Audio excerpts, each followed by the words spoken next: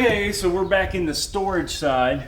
We will literally be going through this probably for months to try and help him out. We're gonna have to turn the hat around and get into work mode. Watch your step, camera woman.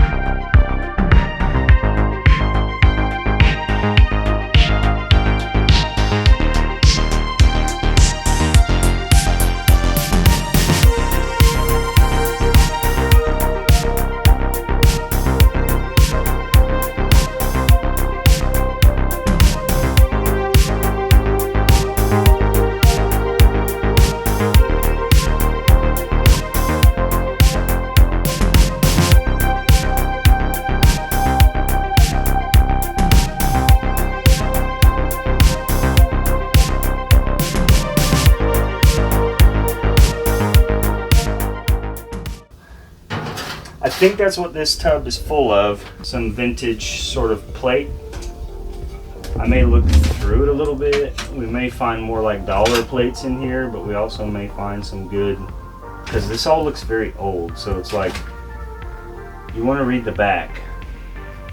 Because something that somebody had priced at as $1 at a yard sale 30 years ago might now be a vintage piece of something that somebody will pay $30 for. You know, like that's actually stamped. This is not. This looks like maybe it was, you know, generic at the time. This is stamped. This as well. This is Corel. Corel? Yeah. Microwave safe. Kitchen basics. This one is stamped, but it was still probably generic at the time. But there are some like serving platters that are very nice, ornate, that might do well online rather than $1. Whole set of these that are stamped something on the bottom, but they're ceramic. More of these little Wild Rose USA. There's a whole bunch of these. Premier Durastone. And so like these, you got these that are, you know, Premier Durastone, oven to table to dishwasher, Japan. Doesn't say anything about a microwave on here. So maybe vintage. Maybe they were, you know, generic at the time, but they're vintage now and still in good shape, made in Japan. There's a whole, you know, set of 4 or something in here. Might be worth looking at. There's a lot of stuff in here that I see a few pieces that I would just put out for $1 or whatever, but if we get a chance to really look through this tub, this is a good tub right here for parceling out some stuff that might be good for eBay versus some stuff that we might just set out front for $1. Let some other treasure hunter find something for $1 that he can flip for 10 or whatever. Not really these, maybe that, but still more of like a $1. Fill this tub up with dollar stuff and put it back out there. If I can get up now. Alright. Dollar stuff. Whole bunch of crap, man. We kind of went through this last time, this one, didn't we? Yeah, we did, because we found the lunch pail in here, I think. Lunch pail.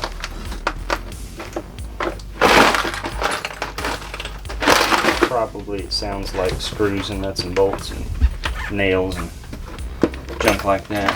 Yep. And that's exactly what it is. But it makes me wonder when that was from. It's got stickers on it from who knows when. Easter, Halloween, a kangaroo,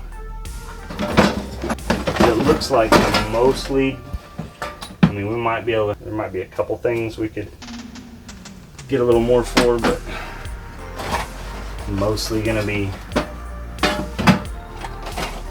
set it out for a buck or scrap type stuff.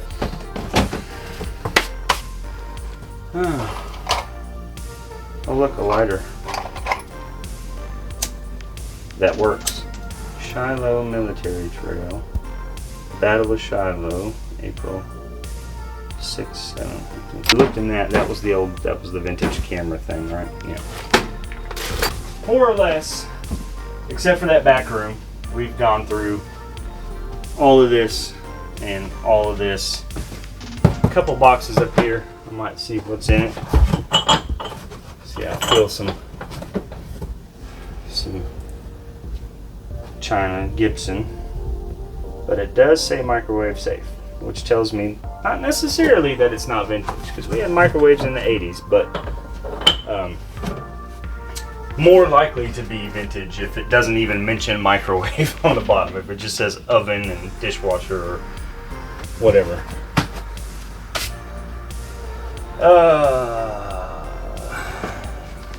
Wish I could just see up there. I'm gonna pull down boxes of China and drop it.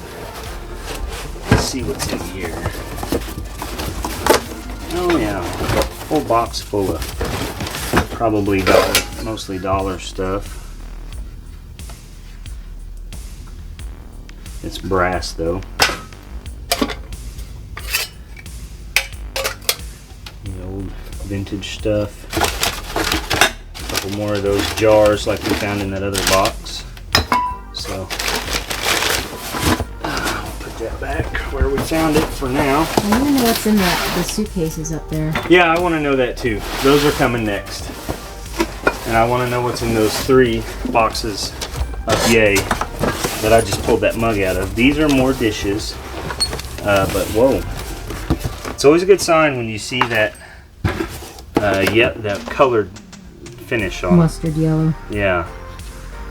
It's always a good sign that they are probably vintage. However, these are not stamped in any way, shape, or form, so we wouldn't have much of a way to see what's what. We have some old aluminum spoons in here. The plastic ones probably no good, but all the aluminum ones might be a neat little sell. Probably just throw the plastic ones out unless they are specifically Tupperware. What are those white things in Oh, there? they are. These are Tupperware. Huh? Small. Yeah. Tupperware. Honey, What? what is the white stuff right there? These are lids to bigger, just like those other jars we found last time where we couldn't find a stamp in the lid or in the bottom. The same kind of like flour sugar jars for the kitchen. But this is Tupperware, tiny Tupperware, which makes it all the more awesome. And it makes me sad that this one's been chewed up and broken. That's trash. I don't know if it's Tupperware or not, but that is a tablespoon or teaspoon. And I don't know if this one is Tupperware. I know it's vintage because we had some kind of like that when I was growing up in our drawers in the 80s. So I don't know. I have to look at this stuff and see if it's stamped Tupperware anywhere. Typically, anything Tupperware is going to say Tupperware on it somewhere because they were big about that branding. Let's pull this 79-cent tag off and see what that says. It does say made in the USA. It says Fuller. It's not Tupperware. These are not. These I don't think are, although they look like Tupperware models, but again, even tiny stuff like this, if it's Tupperware, it's going to say Tupperware. Guaranteed somewhere. Whether it's on the bottom, whether it's on the handle, whether it'll say Tupperware. So you need a good soak and a wash, but I bet you those right there, just because of how tiny and unique they are, you can probably get 20 bucks for those on eBay. These little vintage spoons too. Take this bread tie off and just put them on a key ring or something. These little aluminum spoons. Those are good ones. Okay. I don't know how good that box will ultimately be at the bottom. That may be mostly $1 box, but we did find a treasure in there, at least a treasure. So I'm gonna pull down these metal racks, which also might be awesome $1 sellers. Or to put in the storefront. Yep, or that magazine rack, newspaper rack, older type. Also, this is, I want to say this is like a fire log holder that would hold smaller, you know, for indoor fireplace, just a small rick of firewood at a time. And then you can take the handle, carry it back out, put 4 or 5 more logs in it, carry it back in to wherever you stored your firewood. Let's see what's in this box. It's not as heavy as that middle one full of cups. Picture frames.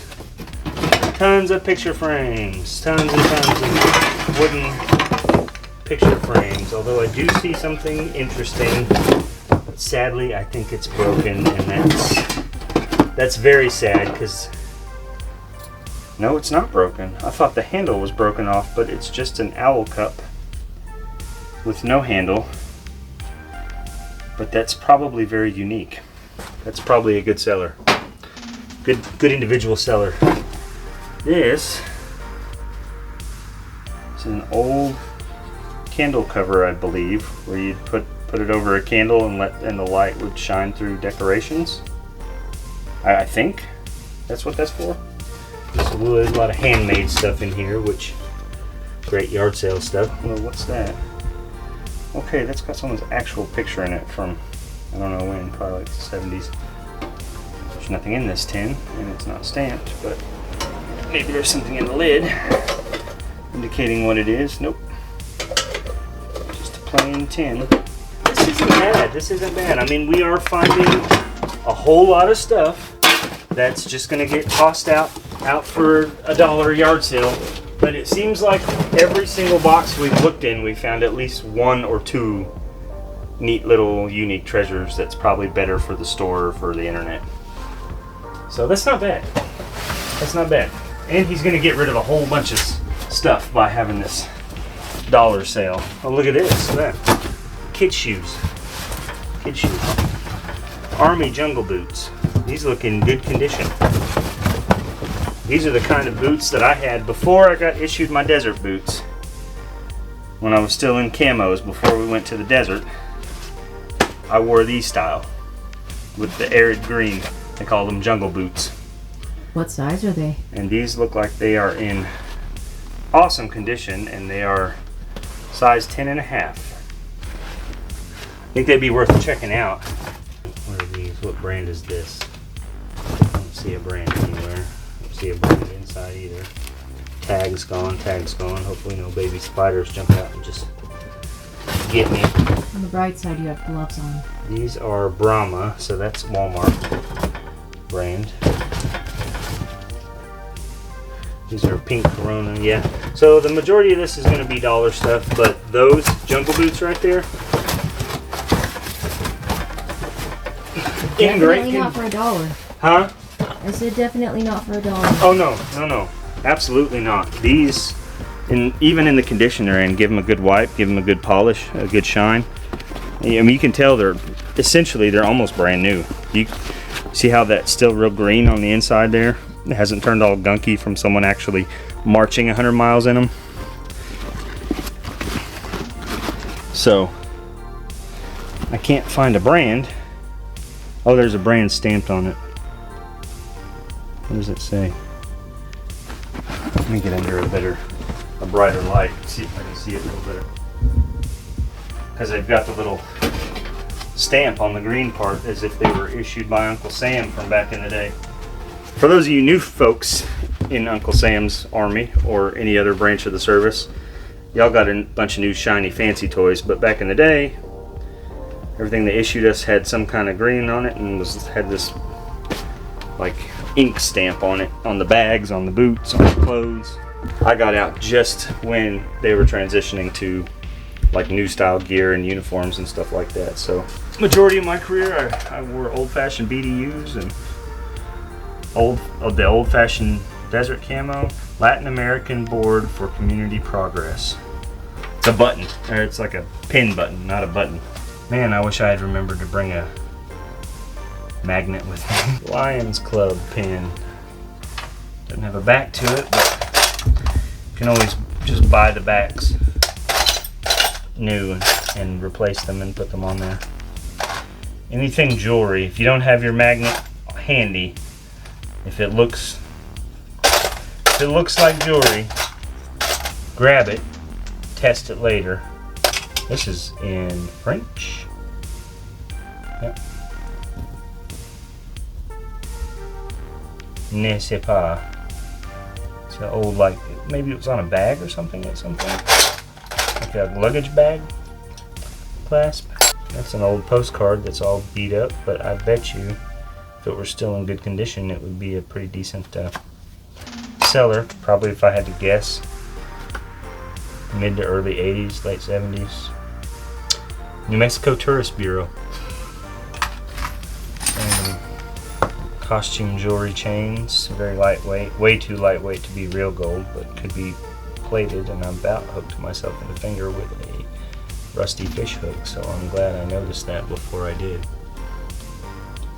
Some kind of lightweight metal that's plated, and I say that because it's obviously been in here a long time, so for it to still be this shiny, it's probably plated material. I'm gonna have to be very careful looking through this little thing because there's more fish hooks in here, like the one that just almost got me. I didn't even see that. I've been like almost stepping on it all day. It says Chevrolet. Came off of an older model when they used to actually be metal.